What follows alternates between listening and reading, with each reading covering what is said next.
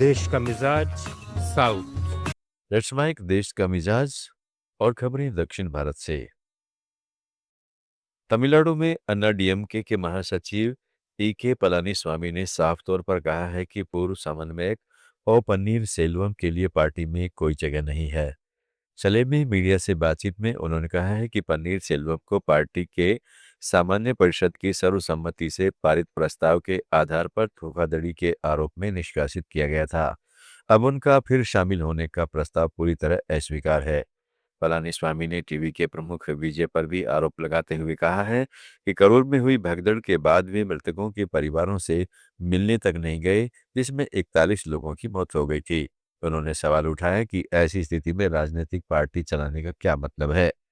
कर्नाटक में Karnataka state contractors association ने राज्य सरकार को चेतावनी दी है कि यदि 37,370 करोड़ रुपए के बकाये बिलों का भुगतान नहीं किया गया तो 5 मार्च से सभी सिविल कार्य रोक दिए जाएंगे और राज्यव्यापी हड़ताल की जाएगी। बेंगलुरु में प्रेस कॉन्फ्रेंस में एसोसिएशन के अध्यक्ष आर मंजुनाथ ने मुख्यमंत्री सिद्धरमैया से तत्काल मुलाकात की मांग की ताकि चरणबद्ध तरीके से बिलों के भुगतान की समय सीमा तय हो सके।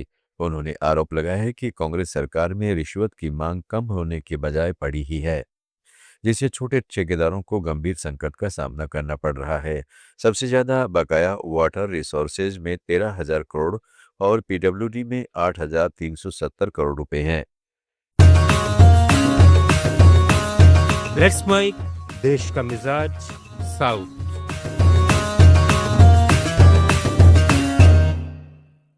आंध्र प्रदेश में नई बार नीति 2025 से 2028 के तहत सरकार ने 301 ओपन कैटेगरी के बार लाइसेंस दोबारा नोटिफाइड करने का ऐलान किया है। कारण कि पहले ड्रा में 541 ओपन और 84 रिजर्व कैटेगरी के लाइसेंस आवंटित होने के बाद 299 लाइसेंस ऑन अलॉटेड रह गए थे। गुंटूर व एनटीआर जिलों में एक अतिरिक्त बार के लिए अलग से अनुमति मिलने से कुल संख्या अब 301 हो गई है। आबकारी विभाग के निदेशक श्रीधर चमकुरी के अनुसार एनटीआर जिले में सबसे ज्यादा 55, विशाखापट्टनम में 52, गुंटूर में 42, एसपीएस नेल्लोर में 27 और पलानाडु में 22 लाइसेंस दोबारा नोटिफाइड किए जा रहे हैं, जबकि अन्य जिलों में भी काफी संख्या में है। आवेदन 4 फरवरी तक ऑनलाइन, हाइब्रिड या ऑफलाइन मोड में स्वीकार किए जाएंगे और 5 फरवरी को सुबह ड्रॉ निकाला जाएगा। तेलंगाना के ग्रामीण इलाकों में आवारा कुत्तों की सामूहिक हत्या की घटनाएं तेजी से बढ़ रही है। दिसंबर 2025 से अब तक राज्य के विभिन्न जिलों जैसे कामारेड्डी, हनुमकोंडा, जगतियाल, रंगारेड्डी और नागर कुंडूल में पुलिस और पशु कल्याण संगठनों के अनुसार 1000 से अधिक आवारा कुत्तों को जहर या घातक इंजेक्शन देकर मारा गया है। कई मामलों में ग्राम पंचायतों के सरपंच और सचिवों पर आरोप है कि उन्होंने चुनावी वादा पूरा करने के लिए यह कदम उठाया। हालांकि ग्रामीणों में कुत्तों के हमलों और काटने की बढ़ती घटनाओं से भी डर है। पशु अधिकार कार्यकर्ता इन हत्याओं को क्रूर और गैरकानूनी बताते हुए पुलिस में शिकायत दर्ज करा रहे हैं, जिनमें कई सरपंच और अधिकारी नामजद हैं। कांग्रेस सांसद शशि थरूर ने कहा है कि कुछ मुद्दों पर उनकी स्थिति को मीडिया ने भाजपा समर्थक के रूप में दिखाया, लेकिन वे इसे प्रो सरकार या प्रो इंडिया मानते हैं।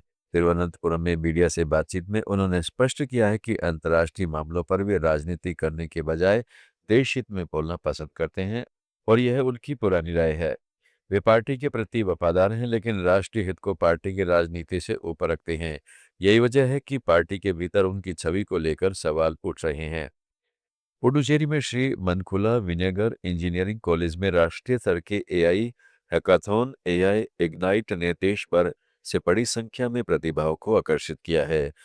भारत का पहला इंजेटिक एआई हैकाथॉन होने का दावा करते हुए थीम इग्नाइटिंग एक्सीलेंस के तहत यहां 1000 से अधिक टीमें जुटी, जिसमें से स्क्रीनिंग के बाद 130 टीमों को शॉर्ट लिस्ट किया गया। अंतिम 36 घंटे में 106 टीमों के 395 छात्रों ने सक्रिय रूप से भाग लिया। देश का मिजाज में फिलहाल इतना ही। जुड़े रहिएगा लेट्स माइक के साथ। आप सुन रहे थे let's mike more than radio. Follow कीजिए हमें हमारे सोशल मीडिया प्लेटफॉर्म्स पर। It's time for news. It's time for more than radio.